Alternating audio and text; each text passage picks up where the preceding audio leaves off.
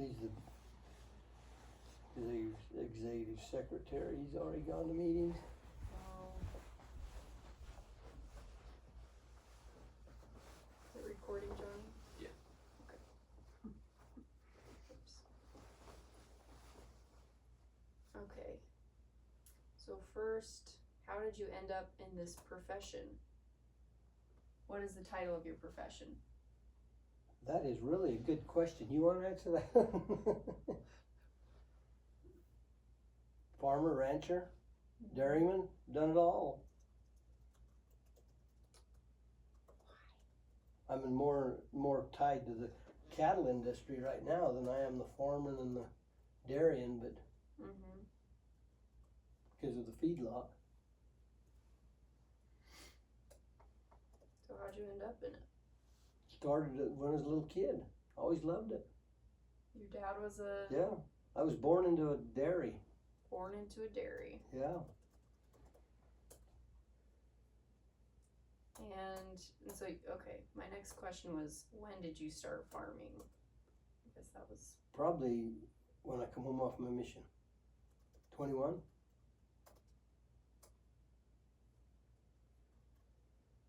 How has farming changed over the time you've been involved in it? Wow. I mean, you just named the whole rotary. Well, in farming and all of it, in my opinion, the biggest thing that has changed it all is hydraulics. The invention of hydraulics. What's that? Oil under pressure. Controlled, hydraulic pumps. Mm-hmm. Therefore, it's taken over the work of a chain and a sprocket and made it so precise that they can do everything with it. Mm-hmm. Inside of big tractors, that's all it is hydraulics and little gears.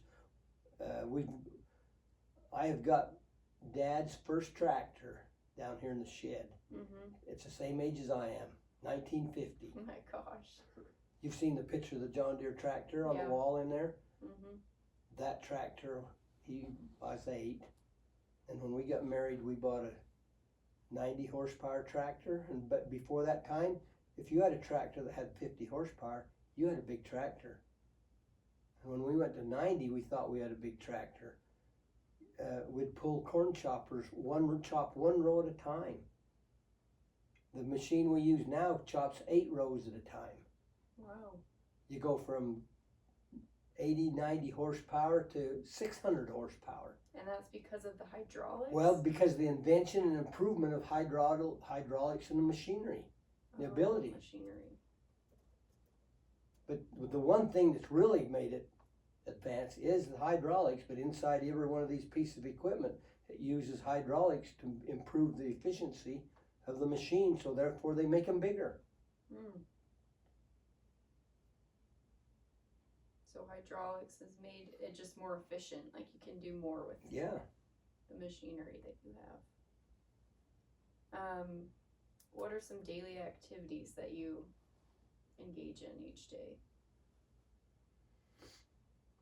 What do you do? When do you wake up? Tell me about your daily routine. I wake up 4:45, and you don't want to hear my personal chores. You get up and go to the bathroom because you don't know when you're going to be back, and your body becomes trained that you go to the bathroom at 5 o'clock. To leave that out. Oh. But anyway, and then I go to the feedlot and I feed. I've got a tractor and a feed wagon, and right now I'm feeding about 1,800 head of cattle. Wow. And I try to be home for breakfast at 9. And I have something to eat, and then I go back and finish up feeding a little bit more. We've been building some new corrals this summer. So we've been doing that. Sometime in there I'll come home for lunch. Maybe. Sometimes not. Sometimes you skip lunch. Yesterday we had lunch at 8 o'clock last night. Oh. What'd you have dinner? We had breakfast at 8:30.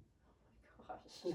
Lunch and dinner was the same meal. Yeah, all the same meal. And so Grandma thought, well, Abby's coming. I need to go to the store and I just make some sweet stuff. Well, at 10:30, Grandma was making sweet rolls. We had to go there now. Gotta take a break. And I went downstairs, fell asleep on the couch at 1 o'clock. She woke me up and said, let's go to bed. My gosh. Okay, so you have, what time are you done with your activities in the day? What time do you come home and typically? In the You're summertime, not chopping corn. I'm not not harvesting corn, not harvesting crops. I'll be home by 6, 7 o'clock. So when do you, is that like a seasonal thing? When you're harvesting Yeah, and yeah, cutting? When yeah. do you do that? Well, we usually do that in September. Last 2 weeks of September, first 2 weeks of October, we harvest corn. And during the summer, the hay is done in rotational crops. And we'll do a couple crops of hay. And all the same time, we're feeding cattle. Get up and go feed the cattle, and then we go do these other things. Right now, the other things going on is we're retrieving culled onions from places where they harvest onions and package them and send them to the grocery stores. Mm-hmm. They're culls that they can't utilize. I leave a truck at their processing plants, and they fill them full of culls That they're not going to use? they're not going to use for human consumption. Mm. And I bring them out here and feed them to my cows. Wow. And we mash them before we feed them. We get a semi-load and a 10-wheeler load 5 days a week. Wow. So we have mountains of onions that we feed. Wow. So who's we?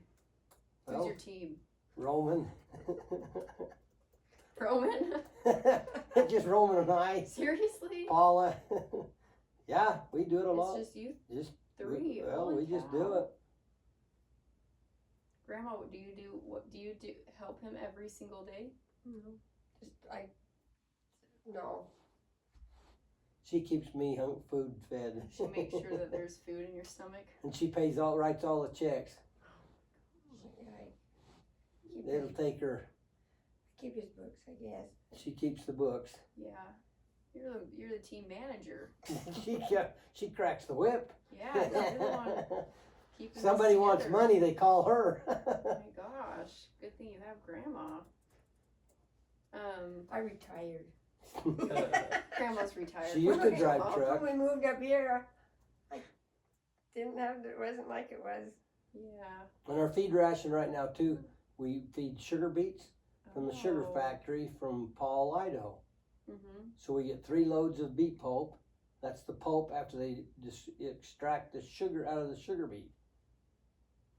And that we were taking 3 trips a day until we found a local guy here that's hauling malto meal cereal reject to Idaho for cattle. Mhm. He'll go to southern Utah, Idaho. People buy them to substitute their feed inputs. And so when he goes to Idaho, he'll bring beet pulp back.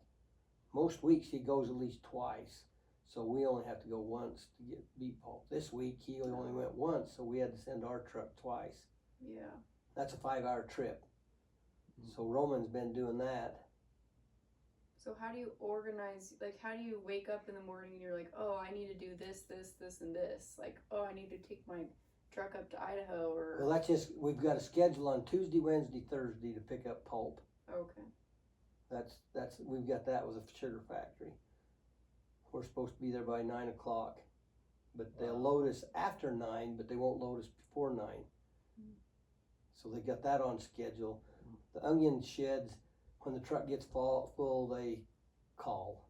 Or they text. I see. It's modern day technology. And, Right. and about 3 hours late, I wonder what's going on in the world. Oh, they wanted me there an hour ago. Don't offend them. I guess you shouldn't offend me. But if you want to talk to me, call me. Yeah. Uh-huh. Okay, now for questions about the USDA. Do you know what the USDA Yeah. is? Okay. Department of Ag. Yeah. How does it I affect? know all about them. How does it affect what you do? The biggest thing right now is brand inspection, probably. Brand. Brand. What does that consist of? You put a brand on every cow to identify them. Why do you have to do that? There's my little brand paper, you seen it in there? Mhm. Go get it. It's animal identification, and every state is a little bit different. Anytime you change states with animals, the state has an inspector that you have to call, and he'll come in and verify. If you sell a cow, if I sell a cow to you, I have to call a brand inspector. He comes, verifies, yes, this is not my cow, this is Abby's cow. He fills out a brand inspection, gives me a copy of it. This is the one yesterday, Carl's. This will work, one of them. But there's one that has my brand on. Little card, probably over there by the left side of my computer. I had it. Yeah, and you have to. The state has to approve that brand. Why? Just animal identification. Just- Keep people from stealing your cow. No.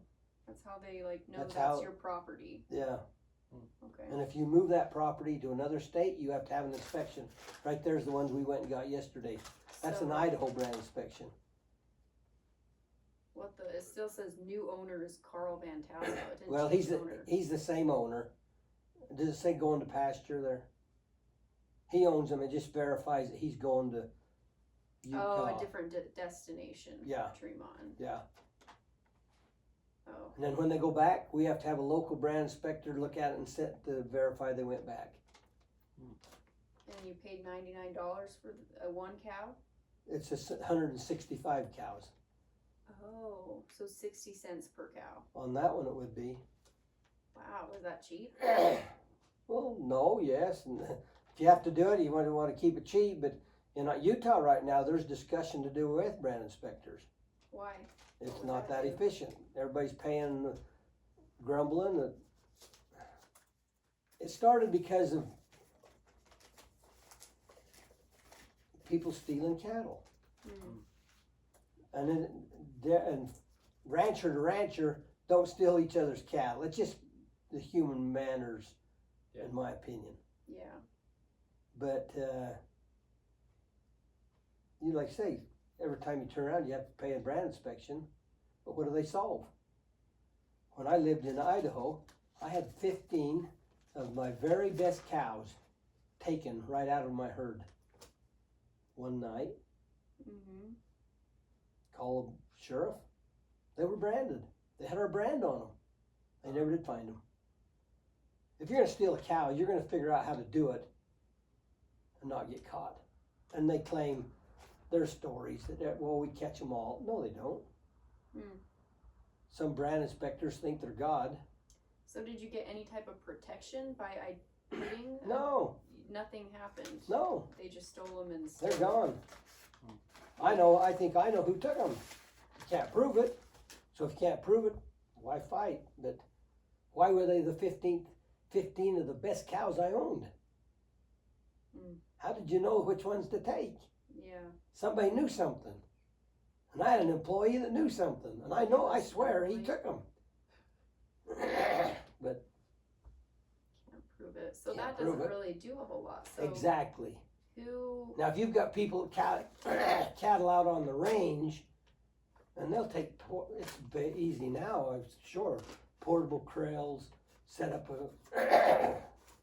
some krails and go drive them in and take off with them. Now if they're marked, they can't just go anywhere. Mm-hmm. But if they're not marked, and the problem they have is baby calves, they're not marked, so they can get away with it. Yeah. So I don't know. That's the industry right now in the feedlot deal, is we have to deal with this brand inspection. Mm. The dairy industry, they have a state inspector that comes, inspects the operations, health departments, and a lot of time that is backed by the processor that buys the milk. They run grades. They grade your milk Mm-hmm. for bacteria, different diseases, antibiotics. And don't they put like, what's the grade for like? Isn't there like grade A, B, C? Fluid milk, all food brand milk is grade A. Grade A, and that's the only type that is good enough to go out Human to eat. human consumption. Okay. But that's another industry that's changed in my lifetime. When I first started, you had to buy the ability to deliver grade A milk. If you wanted to ship 1,000 pounds of grade A milk per day, you had to buy the base, that permission.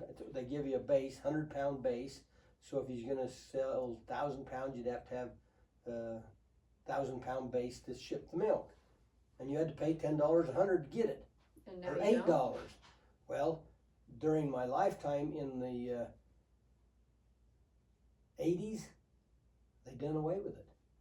And everybody that owned base, it just evaporated.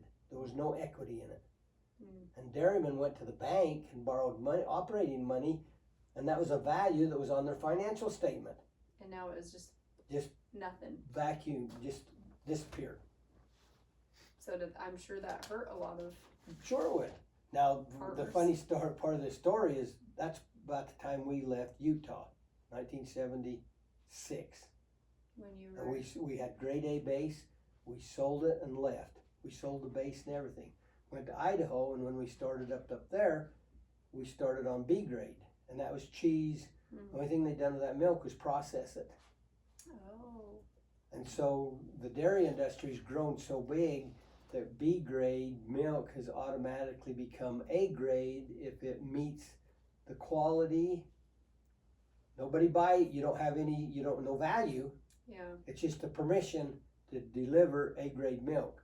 So everybody can ship grade A milk if it's a certain quality, if you can find a processor that will take it. Right now the dairy industry is so full of milk, nobody wants milk. You couldn't go out and build a dairy and ship milk. Nobody will buy it. Wow. Just so much demand. The demand for milk is less. The pandemic and the dairymen have oversupplied the market. It's gone from a family entity operation to a corporate, 10, 20,000 cows. One entity's a milking. It's been oversupplied because it's not just families farming. It's like big, like buildings and like just so much. People, there's usually sometimes one or two guys together form a partnership, and with enough financial background that they can go in and build it together. I know one operation that's got about 5 guys in it, and they own a cheese butter plant themselves. Some of them deliver them to big processors. Probably the biggest dairyman in Idaho was milking 80,000 cows. Not in the same place. He had them in 3 or 4 dairies. The guy that bought us out up there sold to him. Our dairy's been sold 3 times. Wow. And when we sold out, we were milking 500 cows at that dairy spot. Yeah. That's our certificate. 99 cattle. Left ribs. What is that? Left rib. Cows have left ribs? They have a right rib too. How many ears does a cow have? 2. On which side? Left or right? Both. Left side, right side? Valid until 2025. You have So to you have to renew it. renew it. They have to have their $100.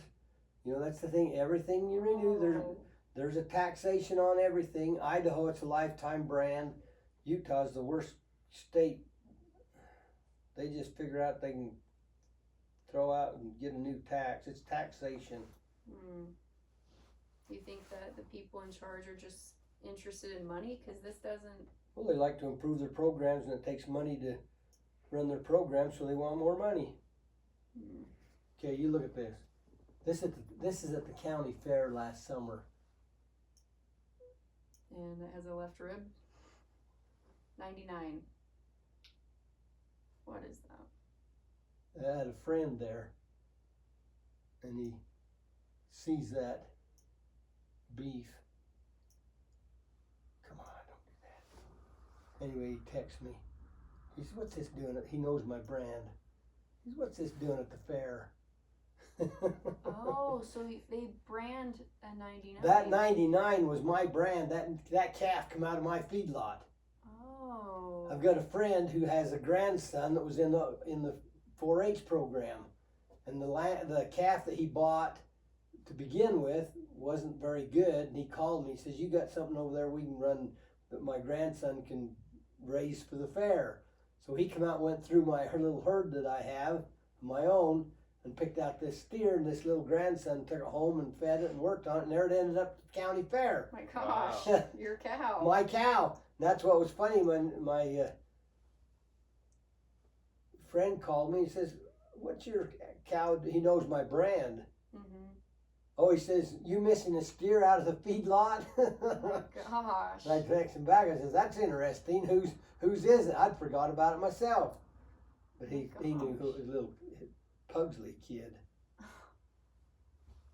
So the left rib, that just means it's over the left rib. Left side. That makes And they put them sense. on left hips, left shoulder, right hip, right rib. That was my dad's brand.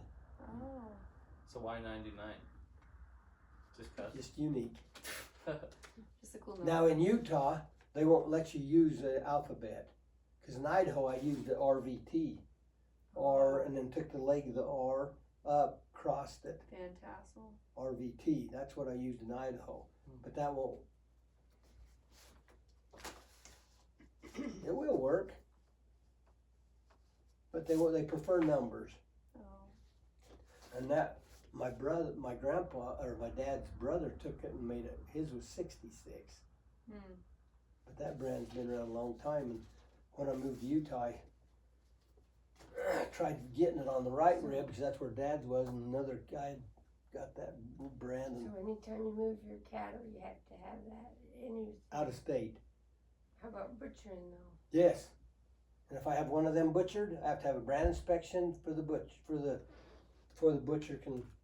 Make sure it's your cow you're killing Yeah. for your gain. Wow. So what happens if you sell it, you can't just remove the brand. Nope. You call the brand inspector, he comes up and writes you out a little brand inspection. You get a copy, and the guy that buys it gets a copy. So then you show it if you have any future other transactions with that cow. Okay. Yeah, see, when these cows go back to Idaho, we'll have to do it again. Okay. And pay $100 for it. So much a head. And in Utah, they charge a $25 fee to come. And then I can't remember what it is per head, 20 cents, something a head. And if there's two of you that's got cows in the same spot, sometimes they'll divide that between you. So you each pay 50 or 12 and a half. Brand inspectors are deputized. What does that mean? They're just like county sheriff. They can arrest you and haul you off to jail or. Yeah, But it's a big it's a deal. safety thing too, isn't it? For like their shots and immunizations. Nope. Animals have Nope. to have their Nope. shots. They do bulls. Bulls have to be vaccinated, but not To change cows. countries or change. But that has nothing to do with the brand inspector. Okay, did you get a loan from the USDA at any point to start your farm? When we first got married, we got a loan. We bought 40 cows. How much was the loan?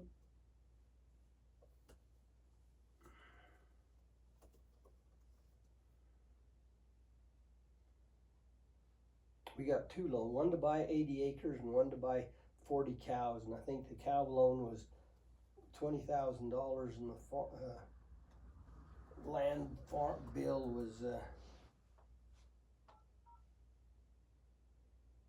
no, that doesn't work on the phone. No, you need a calculator. You ever do that? No. You don't? Boy, what talk about being perfect. When it started beeping at me, I know I'm in trouble. $40,000 land loan and a $20,000 cow loan when we first got married. And we sold out, we paid it back. And we've used USDA loans off and on. Are they helpful? Do they have any like side where you're like, ooh, like They're helpful. they- They're helpful. There's a part of agriculture that, you know, they have startup programs for new beginners, individuals who want to start up. Mhm. Yeah. There's used to be really liberal, but they suppose it tightened it down till it's a little harder to get now. Usually they've tried, what the USDA's tried to do is to get the private sector to loan. So instead of actually loaning the money, they just guarantee the bank. If the bank would make them the loan, they make the guarantee that they'll get their backed up. They really actually don't. That's one of their programs. I guess many programs now. I don't know them all, Yeah. but they try to do a lot of loan guarantees instead of actually loans. And so a loan, I don't understand the difference. The loan guarantee. Well, security. If you go buy a new car, they're gonna hold. Somebody's gonna hold the title on your car. Yeah.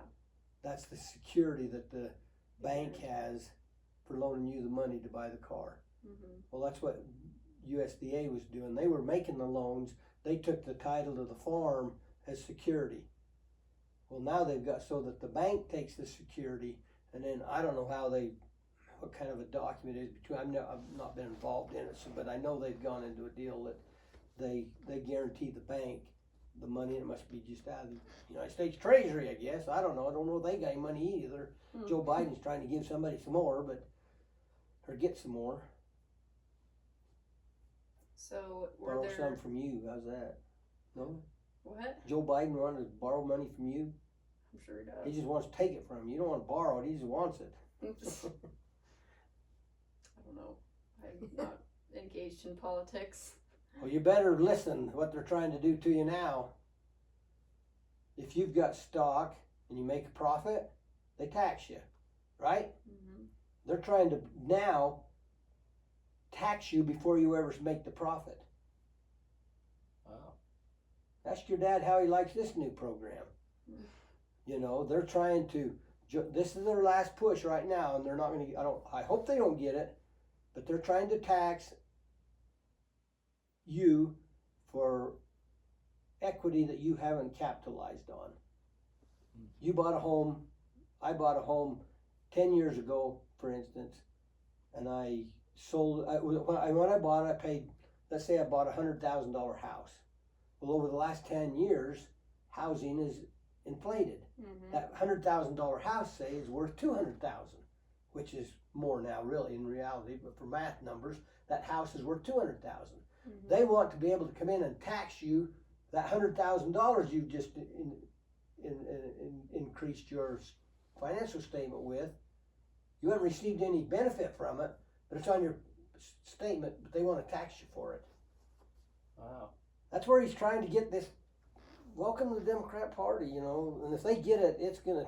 People who have money will figure out how to do other things. Mhm. But the average homeowner, they're striving right now to live from paycheck to paycheck. Yeah. Throw another tax on them just because inflation just doubled the price of their home in the last 6 months. Mm. We didn't come That's- talk about. That's scary. Yeah, don't turn your ears off to all the things that Brother Biden's doing to us. Well, we'll have to continue this subject over Another day. this lovely conversation. Okay, are you? What school do you go to? And these people don't talk about this at school? No, not. I mean, they probably do if I'm not taking any classes. Well, see, you can see how liberal universities can brainwash kids. Mm. Kids can come out of college with the understanding of what the professors want them to understand instead of reality. Yeah, For sure. that is scary. You know, and there's another one is I think about 15 to 20% of kids ought to go to college. Doctors. I don't want a practitioner operating on me. But 70% of people, what do they get when they're through college? Other than a student loan debt. Certificate. A certificate. What have they proven? Not a whole lot. Not a whole lot. Yeah. I always get a kick out of Rush Limbaugh. What? Rush Limbaugh, you know who he I was? don't know who that is. Did you know who Rush was? He's not alive now. No, he died, but he just sad. You guys haven't caught up on government from Ronald Reagan on. Jimmy Carter put us through the same bullshit that we're going through today with Joe Biden. And that's the beginning of when we got married. We couldn't find a tractor because of what was going on in the economics of the United States. We'd gone through a partial depression. Major companies had quit making equipment because nobody could afford to buy them. Inflation took off again. And the same thing's happening right now. I go to town to get parts. There's a possibility I can't find them because we've got a transportation problem right now. China, the ports in LA, New York, the east and west coast, the ports are almost closed because of the work schedule and people do not want to work. COVID's a big part of it. This vaccine mandate's part of it. But they say there's thousands of containers off both sides of the United States waiting to be unloaded. Mm-hmm. Have you heard that? Yeah. Because if you want something for Christmas, go buy it now because it's sitting out in the ocean not being delivered. Yeah. Now, you and I, we can bring in the big picture of what we understand as members of the church and the scriptures in the last days. Well, here it is. You got your supply. You know, you get out of debt. That's what grandma's for. That's what your basement's for. I've heard your dad say, yeah, I've my heard- year supplies a tank of gas in my car to I've get heard home to they- grandma's house. Gosh. You ever heard your dad say I that? have not. And see, we don't have any kids. You and I can live on peanuts because there's not many Yeah. of us. But it's 22 grandkids out there. Who's going to feed them? Mm-hmm. You guys. Yeah. But anyway, the situation of the government depicts what you and I live day to day, regardless how bad we hate the government. Mm-hmm. It depicts how we're going to be tomorrow. If you know, I went out and I've stored some fuel that I've never stored before.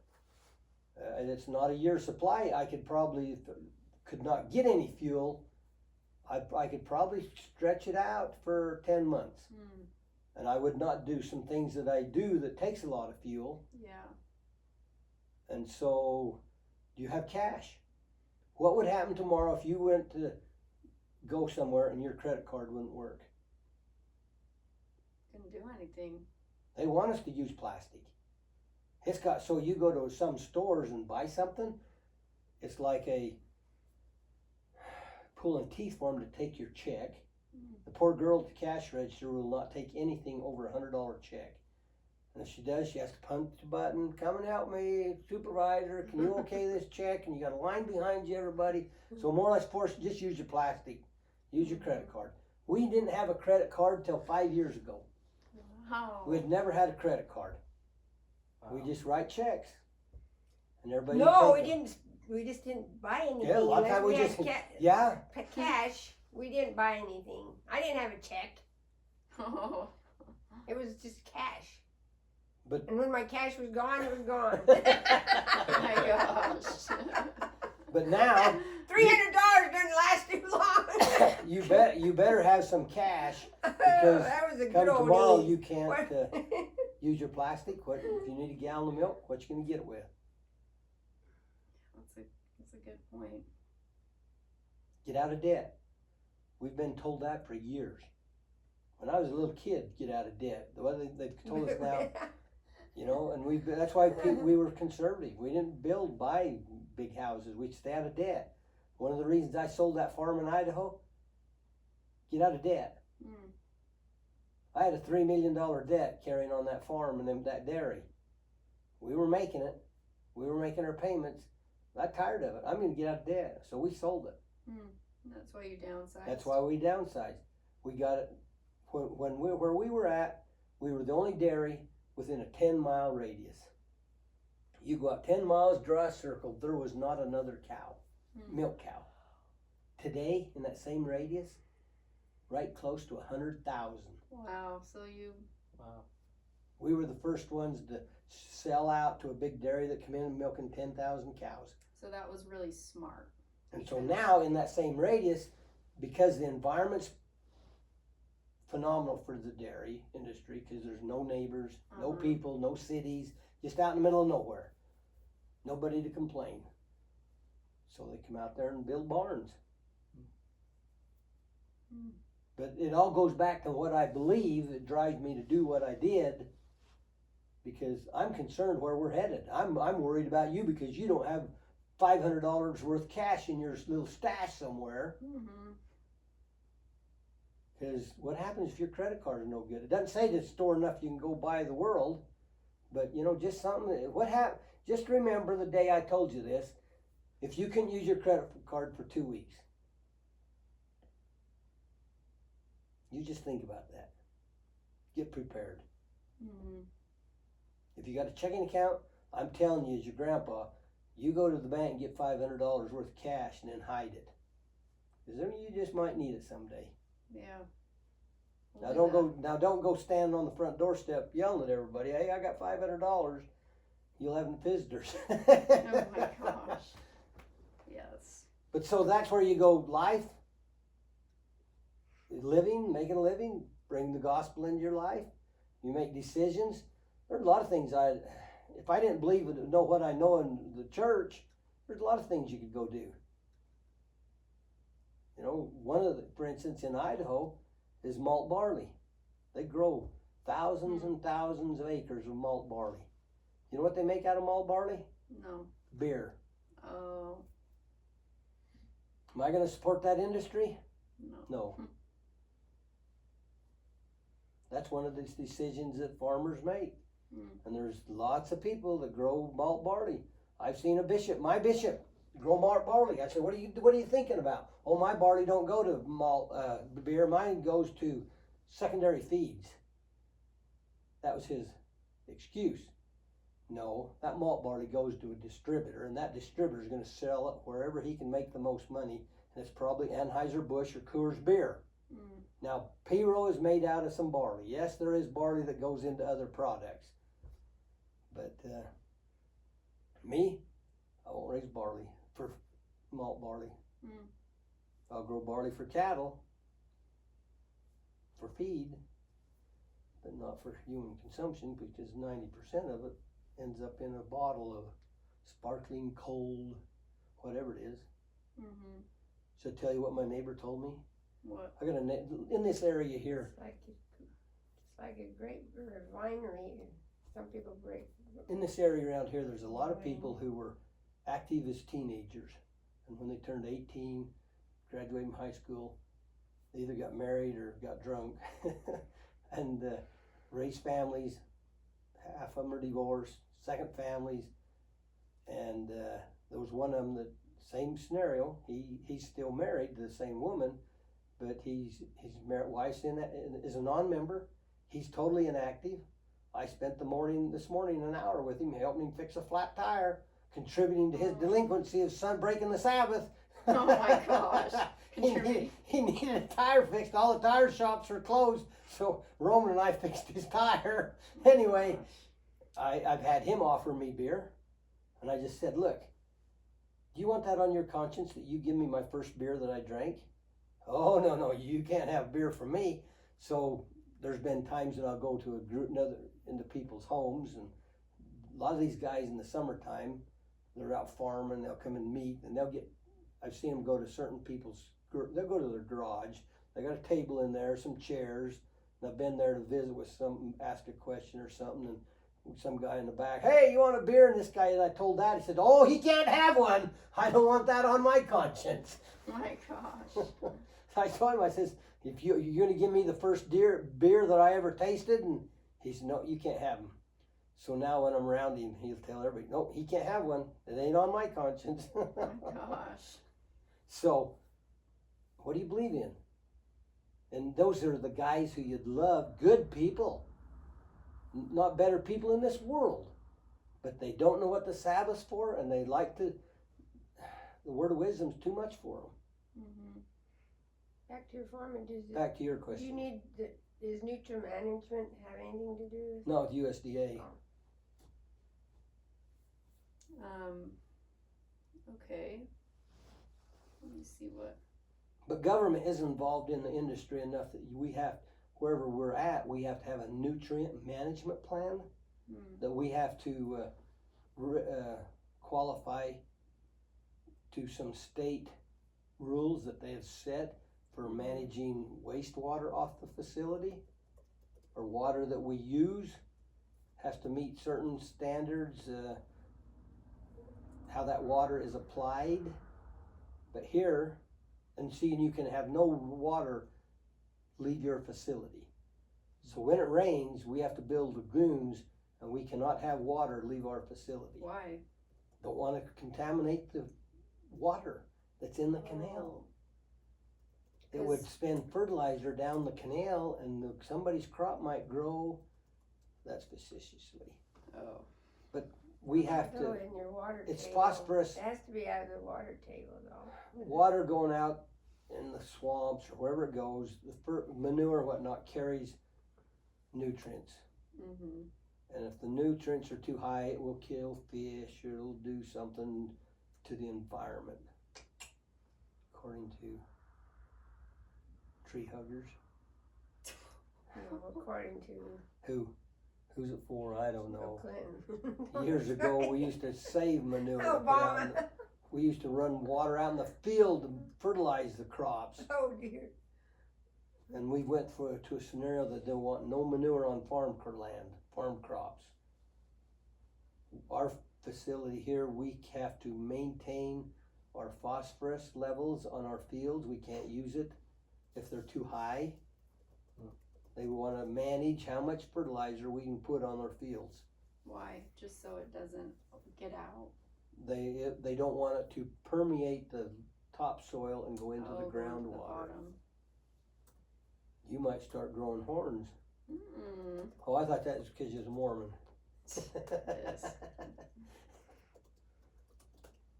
So, are you familiar with the farm bill President Trump signed in 2018? I've been away from the farm enough. I don't know what he signed. Okay. I don't know what the farm bill was. That doesn't matter. We'll just skip that question then. Wish I did. I don't know. But see, once we moved, it was out of debt. And if you don't need to borrow money, most people, you wanted to borrow money from the USDA because it was the cheapest interest in town. Yeah. But once I got out of debt, I haven't borrowed any money. So I'm worried about, I haven't been farming, so I haven't been in the USDA programs. Okay. So, another thing I was researching was the USDA has crop insurance. Mm-hmm. What is that? After you plant the crop in the field in the spring, you have environmental issues, hail, wind, damage, anything that can damage your crop. You can buy insurance to cover that. And that's an industry that has been raped and drugged through. People have made millions of dollars over that. Farmers showing that their crop was hurt, and they paid them for the damaged crop, especially potatoes. Oh. And then it was early enough in the year that they fertilized and watered them again, and then they grew. So they got the insurance money, and then they got a double whammy. Well, now they've come out and they've adjusted it till they don't pay until the end of the year. Oh. And you have to guarantee you have to show evidence of what your average has been, and they pay on that average. I see. So if you have damage and your average is like 200 pounds or whatever, and you're at 200 pounds still, regardless, that crop might have been a bumper crop, they're only going to pay you the 200 average. Got it. That's the way they've taken these. I know a guy that got paid several $1,000s for the damage of these potato crop. They fertilized them and grew, it was early enough in the year, and then they turned and made a killing on the harvest. And so now the insurance has changed it, but so most of it's established on yield average, and they know how to come out in grain crops, count straws in the ground, and average. They take the head off, and they'll count them kernels and multiply that formula, and they can tell you exactly how big a yield you're going to have on that wheat crop. And then if there is damage, they'll come out and count how much is still there, rub it in their hand and count the kernels, and they can tell you how much the damage is. Oh. Wow. And they charge you so much an acre for that insurance, and if it's a total devastation, the insurance is good. Do you have insurance? I don't. What crops do you have? I don't have any here. You don't. But before I quit farming, you know what kind of insurance policy I bought? What? You don't go to school and teach this, No. but I can teach you. You take that insurance policy, the premium that was going to cost you, Mm-hmm. and go pay your fast offerings. Wow. So you had a holy insurance Whatever plan. you want to call it. So you only have fire insurance. You're never told how much fast offerings to pay. But what? Yeah. You've been told how much tithing to pay, but you've never been told how much fast offerings to pay. Mm-hmm. And so we did. That insurance policy was anywhere from $3,000 to $10,000 a year. And we'd been damaged, and we had insurance. And when we got done, what did we do? It usually paid the premium on the insurance Oh. because we never had a disaster. Mm-hmm. And so Dad and I would just say, "Hey, let's go pay our fast offerings." And we did. And when the stake president gets up and preaches that in church without naming names, that's kind of a humbling experience. Mm-hmm. You didn't know that, did you? No. Well, that's the way that's the thing your great grandpa taught. That's where you get it. And that's where I get it. Wow. That's It'd blow your mind how much fast offerings I pay. When I die, you can sneak in and look. neat. Look at your records. Can't wait for you. Can't wait for you to Get out of die. here. If you want a blessing in life, double your fast offerings. Mm-hmm. If you want another blessing, double it again. I can tell you that. You don't need anybody else to tell you. You know, that's my advice. If you want a Yeah. blessing, double your fast offering. I can tell you how much, just double them. But things that, you know, we used to be able to buy a hamburger for $5. Mm-hmm. $10 now for a hamburger, you know. But that was our crop insurance. Fast offerings. But that's how they there's enough science and mathematics that they can count the kernels, count the stalks. So many, they measure the length of their measurement, their test. They can tell you what the yield's going to be. Then they can tell you how much you lost, how much insurance there's different options you can buy, how much you can afford for the premium. They'll pay you for 50, 60, 80, 100% damage. I don't know if they'll pay you 100% damage. There's a guy who I fed his cattle for 2 years ago. He had insurance on his cows. Had one die. I didn't know he had insurance, and I just buried it. Oh, he was mad. Oh. So he didn't get it. He didn't get it. You don't want to unbury it. I didn't want to go dig in a pile. Was He can there go, a tag or something in his ear? yeah, I could have helped him find it, but I wasn't going to go dig in the dead pile. That's easy. Gosh. You go make sure it's still recording. You should have called me. I could. Yeah, right. You didn't go get Alfie. Oh. Come on, that We're was good. different because you. Anyway, Okay, what is farm credit? Have you used it? Farm credit. there's actually loan institutions named Farm Credit. It is private money as USDA loan money. Mm. Farm Credit Association, Farm Credit could be 2 or 3 things. Banks giving you credit for farming, because there's banks that actually specialize in farming. Yeah. That's the Farm Credit. Usually it's Farm Credit Association. The one now is Western Ag Credit. But they're not associated with the USDA? No. USDA? No, they're They're private. separate. They're separate, private. Okay, don't And, talk and some about of them are those owned, some of them is owned by the creditors. then. Mhm.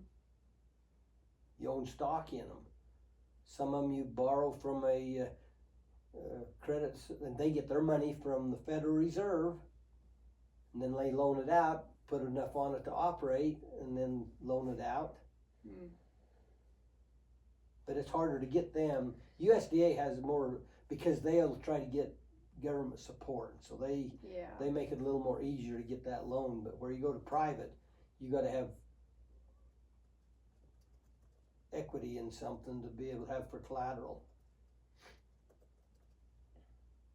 Okay, did the USDA provide any resources to help with the drought this summer?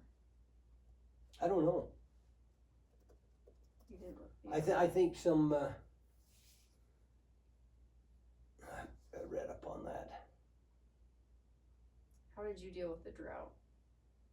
They cut us back 25% on our water, and instead of having full stream all the time, we were cut off 2 days a week. Where before we had weak water all week. And that was your decision. No one told you No, to do this. the canal company. The canal company. The canal company cut our water back because the water was short. Mm-hmm. Is the canal company associate, like who regulates the canal company? They have a board of directors. It's private owned. Is a kind of a corporation. Bear River Canal. This canal is anyway. Some of them are different. Most of them are owned as a group. The canal company owns the water, and then they give everyone, you can buy so many shares, and usually the shares in Utah are tied to a piece of property. And if you don't own a share of water for that property, you can't just go buy water from the canal to put it where you want. The state has adjudicated where water goes. And that's why everybody is upset at agriculture, because they just don't give it away so we can take it to St. George. Yeah. I don't know if you've seen the fight they have in St. George. Well, water's premium. And if you read the paper in the summertime, agriculture is probably, they use 70% of the water in the state.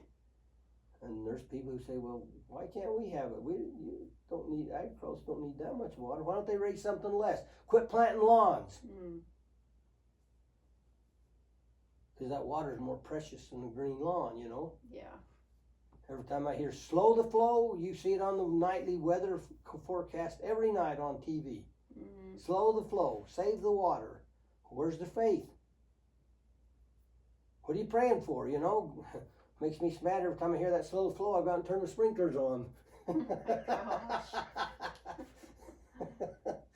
my. If you don't use it, you lose it. And if you're asking God for it, heavens, He's going to bless you. Where's your faith? Go do it. Yeah.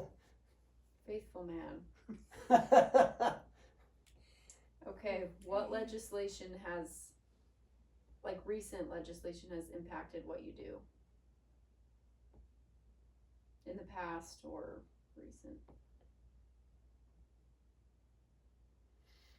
Well, that's a long pipe to smoke.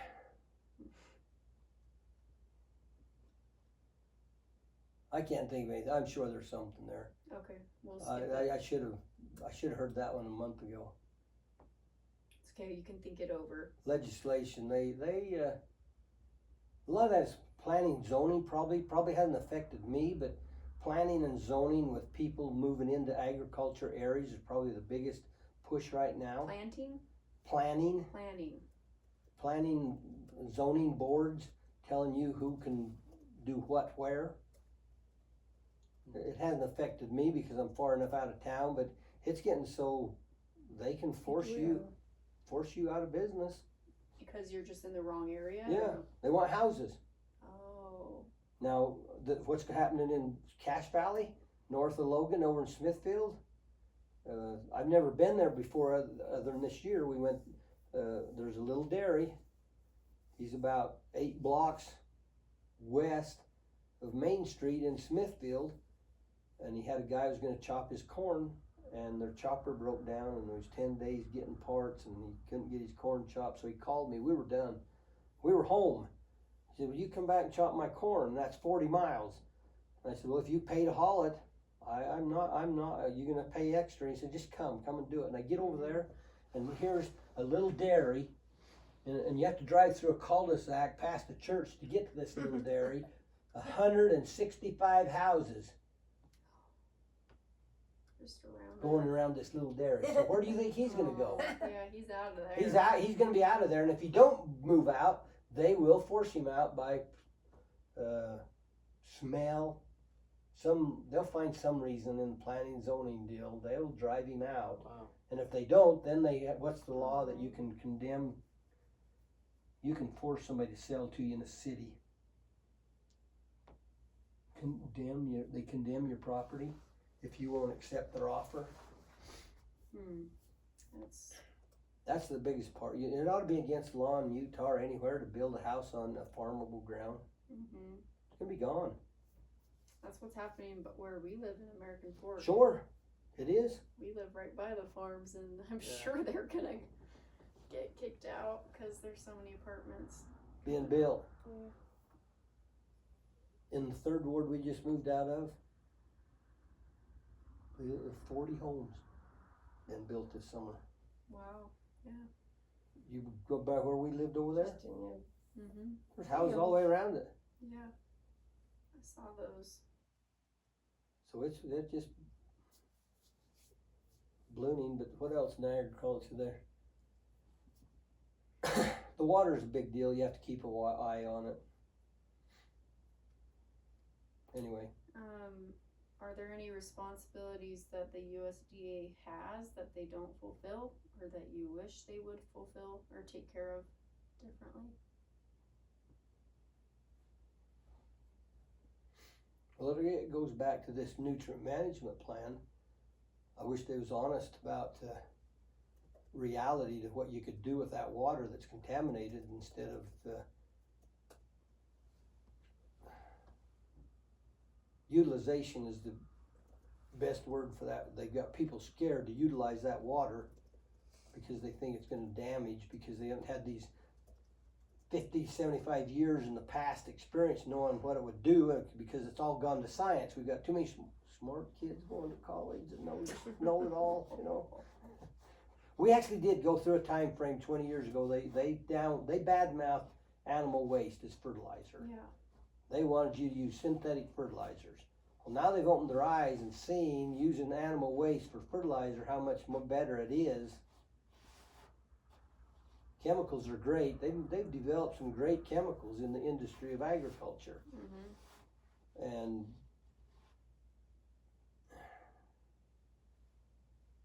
School of Hard Knocks teaches you a lot, but that don't count in the books sector. They don't teach that at BYU. So what, let me see, this question is interesting. Oh, is your beef that you make, is it organic? You really want me to swear, don't you? Yeah. No. And the standards, that's a good question back into the other one. They'd use reality of what organic is, because have you heard them say what the sales pitch on organic is when you hear it? What is the first thing they mention? It's what? Free. Cage free. It's what? Cage free. Cage? Cage-free. Oh, chickens. Yeah. I understand that, yeah. Or like chemical free. Range free. Exactly. Chemical free. You know what? When I deliver a truckload of milk or anything, you know what the first test they run on an animal or a cow or a milk product is? The very first test. What? Is antibiotic chemical. There is not an ounce of milk that goes into the consumer's line that has antibiotic in it. I have bought truckloads of milk before because someone shipped accidentally milk to a cow that had been treated with antibiotic. And they test that milk and they know right where it is and they trace it back, and I have bought semi-loads of milk, more than one, because somebody You're a hard man. accidentally Didn't milked a realize cow, it. because they'll pick it up just like that. It'll go right through the milk supply, and so that milk's dumped. Oh. And so that is the biggest cock in this environmental issue of organic feed. And all organic, I'd just love to have you, we gotta go to church.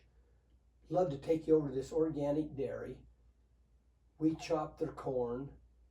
It's nothing but weeds, because you can't control the weeds. So their feed that they're feeding. And the so their organic- feed is poor quality. The cows are poor. They're out there on an organic pasture that's full of weeds. and they're paying them boohoo bucks. They make a lot of money just because it's organic. Organic, because But they if- don't use chemicals. No dairy uses chemicals. Period. So, what are the? I'm confused. What are the chemicals? And Just the antibiotics antibiotics, the chemical you got to spray weeds in the field for weeds. for weeds. If you got bugs in the field, they'll kill the bugs. And this is the other thing is you've heard them fining Roundup Ready, Monsanto, for people who have gotten cancer. They proved it in court in their minds that people have got cancer from you eating something that had Roundup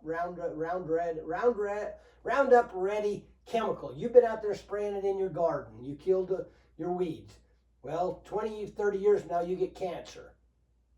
And they're paying people. And so Roundup Ready is not going to be able to be sold to the consumer. Mm-hmm. And so if you got a farm and you used Roundup on it, you can't ship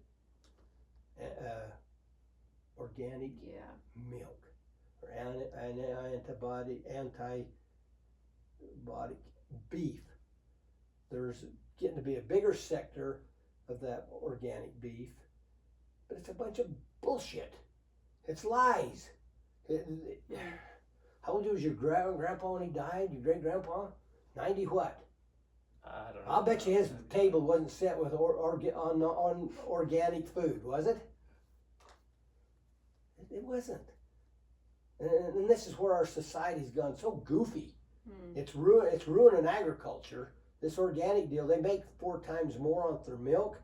I just love to take you and show you this dairy, and I'll say, now, which milk would you rather drink? This one or this one over here? It's that is non-organic. Same milk, but this antibiotic and this chemical deal is the biggest crock there is in this world, because Mother Nature is going to take care of that animal. Now, the antibiotic, they had to control it. These big corporate dairies, they don't know what's going on, some of them.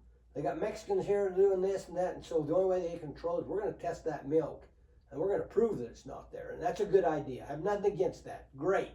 But accidents happen.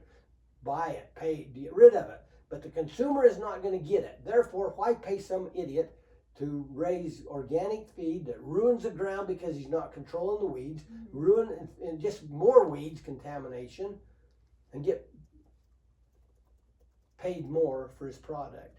I'm the wrong guy to preach organic feeds to, because I'll never go there, but it ruins the industry, ruins agriculture, I think, because good horticulture will take care of it all. Yeah. And this organic stuff, it's a cage, chickens in a cage. You've seen pictures of white chickens, red cones, you know? Yeah. You remember the chickens Grandpa used to raise? Mm-hmm.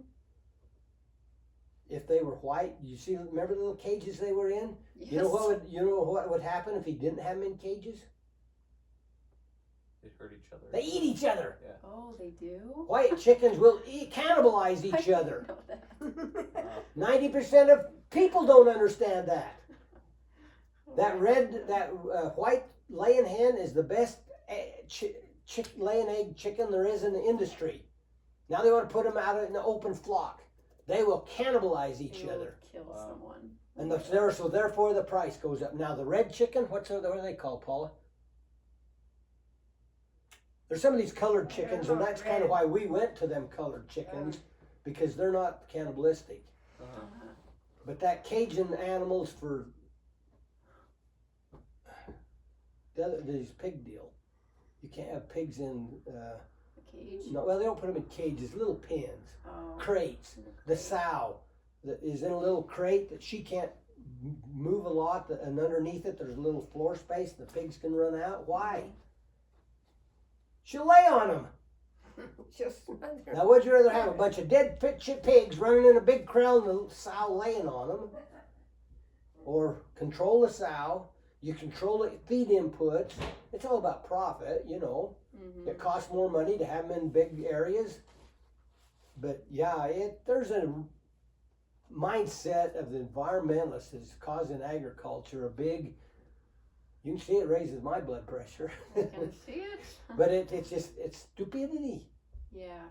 Nonsense, what it is. I just think people are probably really uneducated about, because people don't know a chicken can't be, because, you know, I know people who are like, oh, I don't want to use products with animals that have been caged. I don't want to support that business, but they don't know Well, that. I've heard Ellie say, I can't eat beef because they kill them. They eat them. Well, yeah, Ellie struggles with that too. Exactly. That's my own grandkids. I'd like to knock, knock. Anybody home? Maybe you need to provide a lesson or something. You make a PowerPoint presentation. But you have to be willing to listen Yeah, and not have your mind blocked that you've been, yeah. well, I say college, I think much- they open up their head and pour the mush in and then close it. So and much Yeah. information Yeah. out there. You I gotta gotta go shower. Yeah. We'll go carry, you keep, go change your clothes. oh, I'll do that too? Oh my.